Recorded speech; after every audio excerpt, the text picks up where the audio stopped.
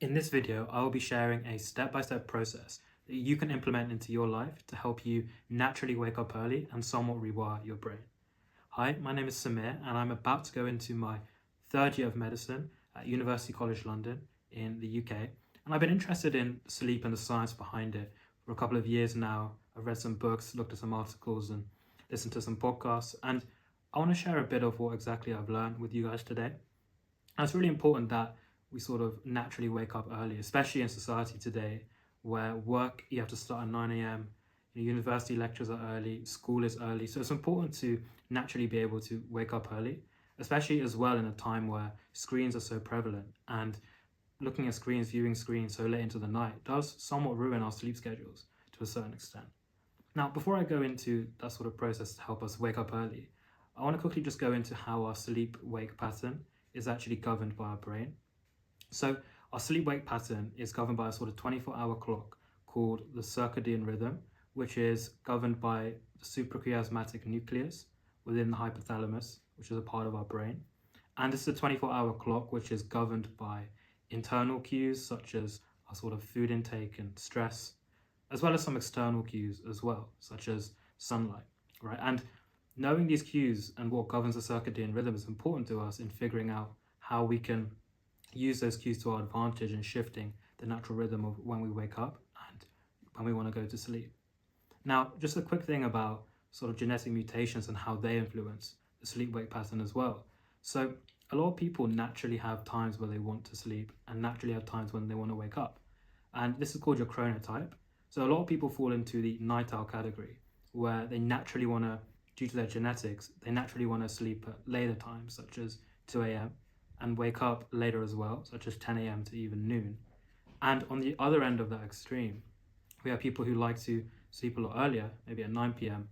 and wake up a lot earlier, so at around 5 a.m., 6 a.m., just naturally.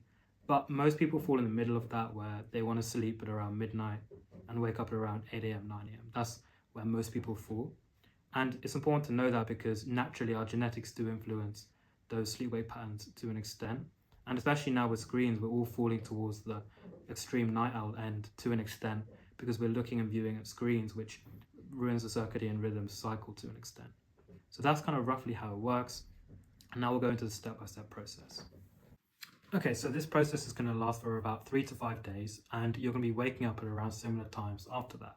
So first thing you need to do is you want to set a consistent time that you want to wake up. Make sure it's consistent and fits in with your schedule. So let's say for me, I want to make sure I wake up by 7 a.m.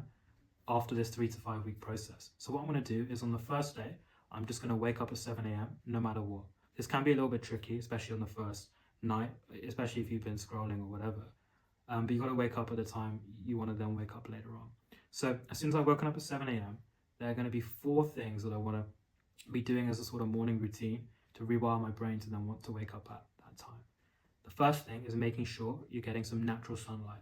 Now, when you view some natural sunlight and specific colors of the sun, they trigger the retinal ganglion cells within your eyes, and that goes to the suprachiasmatic nucleus within the hypothalamus to rewire it to sort of want to wake up at that time.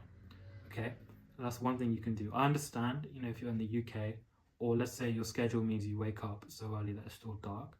Now, it is a little bit difficult. In the UK, even viewing overcast clouds outside is still really good for you.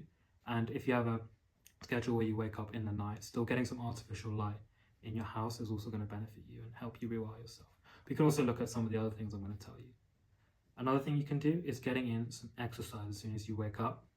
Right? And this doesn't have to be going to the gym or doing a run or something fancy like that. It can literally be just going on a walk, doing some jumping jacks, getting yourself your heart rate a little bit up. And that again is going to have more widespread effects, but it's also going to have the same thing of going to the hypothalamus again.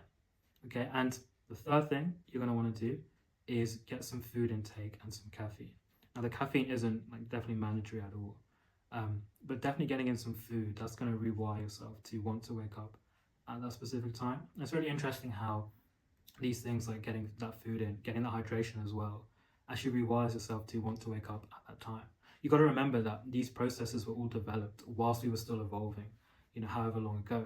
And back then, survival was the most important thing.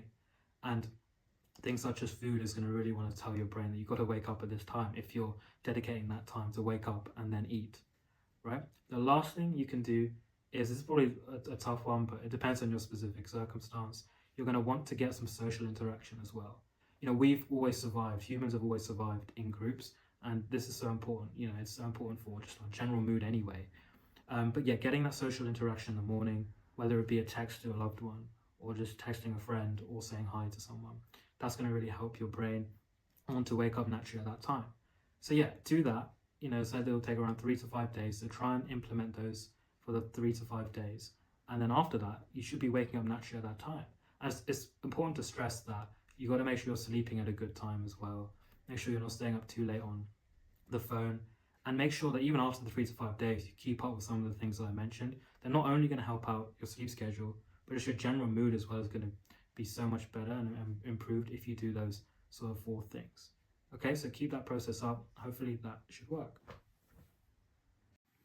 So yeah, that is the whole process. Hopefully by the end of the 3 to 5 sort of days, your brain is naturally waking up, and it should do before your alarm is even going off. Maybe don't trust it so much that you don't even set an alarm, but it should naturally be waking you up around the time you want to. Another thing to bear in mind, so we've been talking about moving your circadian rhythm kind of forward in time, but you can actually phase delay it and move it backwards, and that's naturally what we do. That's the whole thing where a lot of us view our screens, and whether laptop or phone, late at night. So if you view bright light from around late afternoon to early evening even, you can phase delay the circadian rhythm. And another way in which biomechanism that it works is that it suppresses the melatonin produced by the pineal gland in the brain, and melatonin accumulation helps you sleep essentially. So by viewing that bright light, you're diminishing that melatonin production or even just stopping it completely, which is why you struggle to sleep that late at night. So I hope this process helped you, and that is something you implement furthermore into your life. It's really been helping me, and I try and keep up with it consistently. I try and get that exercise, especially that sunlight in. It's so easy now for me to wake up, and keeping to that consistent routine, that helps with your mood and just general energy levels throughout the day. So I really recommend you try this out. So thank you so much for watching, and I hope to see you soon.